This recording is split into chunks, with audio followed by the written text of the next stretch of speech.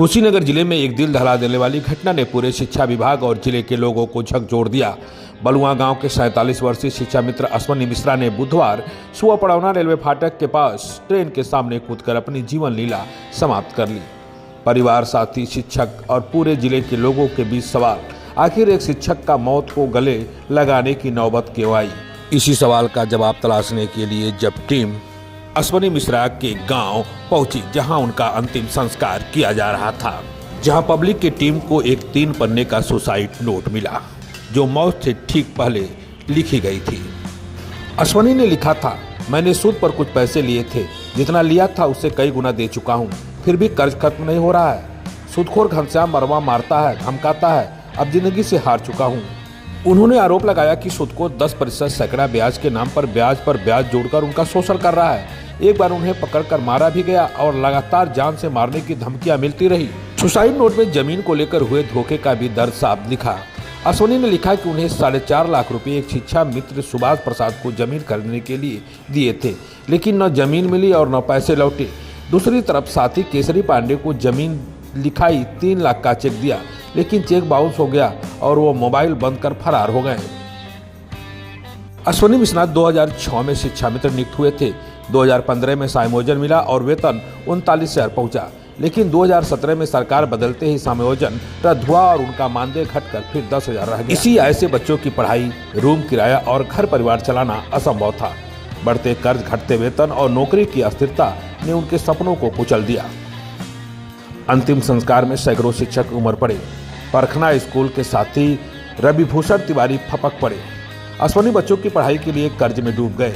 रसोइयों तक का त्यौहार अपनी जेब के पैसे से देते थे, अब खुद अपने ही परिवार का बेसहारा छोड़ गए। ये सरकार की गलत नीतियों के कारण ये जान गई है और उसको आशा था कि बीच में योगी जी बोले थे कि कैशलेस व्यवस्था और मानदेय बढ़ाएं, जो कई महीना हो गया इसे प्रेशर में रहता था। बहुत हम प्रयास किए, कहा भैया सरकार ये कुछ नहीं करी, और यह जो है परिवार में 10,000 रुपया में क्वार्टर लेकर 2 छोटे छोटे बच्चों को पढ़ाना लिखाना कहाँ तो संभव है।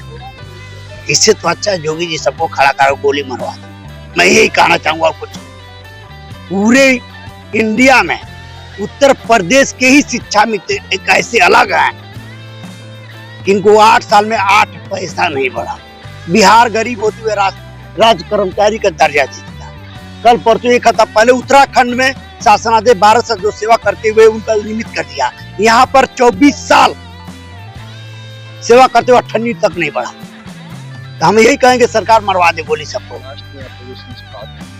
कहे कि हम करेंगे, बहुत जल्द करेंगे, तो कब जल्द? वो जल्द वाला समय कब है? जब सब लोग मर जाएंगे तो आपसे उनसे बात की। हाँ, उन्होंने आपसे कहा कि भैया बहुत हम पीड़ित हैं, आज में जो है कर्जा ले लिए हैं कुछ, और हम बच नहीं पाएंगे, हमारे परिवार को आप देखिएगा। यही कहा है रविभूषण तिवारी। उनका बेटा ऋषभ, जिसे पिता क्रिकेटर बनाना चाहते थे, टूटे दिल से बोला, पापा कहते थे तुम्हें आगे पढ़ाऊंगा, अब मैं क्या करूं?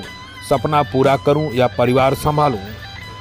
शिक्षक संघ का दर्द भी फूट पड़ा। मंडल महामंत्री ने कहा, 10,000 में गुजारा नहीं होता, सरकार मुआवजा और नौकरी दे।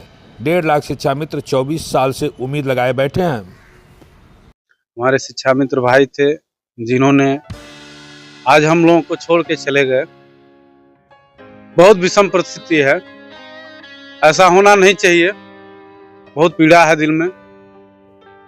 अब कितना पीड़ा है कि इसको मैं बयान नहीं कर सकता शब्दों में, बल्कि इतना हमें जरूर कहना है कि सरकार को भी चाहिए, कब तक गूंगा बने रहेंगे लोग। 10,000 में क्या काम चलता है?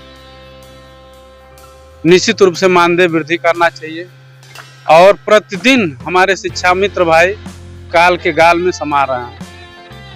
प्रतिदिन कोई न कोई जिला से कोई न कोई शिक्षा मित्र आत्महत्या कर रहे हैं। कुछ लोग दवा से पीड़ित हैं, बीमारी से पीड़ित हैं, उसमें अब उनकी मौत हो रही है, लेकिन सरकार के अंदर तो कान में थोड़ा सा भी जूर नहीं रेंग रहा है कि हम इनके पीड़ा को समझें और इनके दुख दर्द को समझें और इनकी समस्या का निदान करें।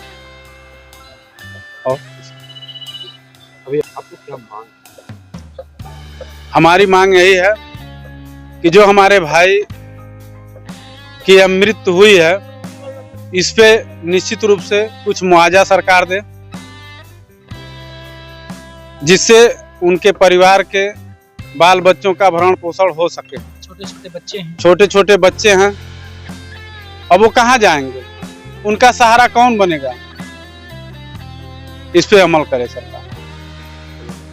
हमारा नाम ओंकार नाथ पासवान है, मैं मंडल महामंत्री हूँ। अश्वनी की मौत ने सिर्फ एक परिवार को नहीं तोड़ दिया, बल्कि हजारों शिक्षा मित्रों की बदहाल जिंदगी का आईना भी दिखा दिया। ये सिर्फ आत्महत्या नहीं, प्रणाली की विफलता की दर्दनाक कहानी है। शनिवार की सुबह 7 बजे मृतक के परिवार में सन्नाटा छाया हुआ है। अभी भी चीख पुकार गूंज रही है। एकलव्य कमाऊ शिक्षा मित्र अब इस दुनिया में नहीं रहा।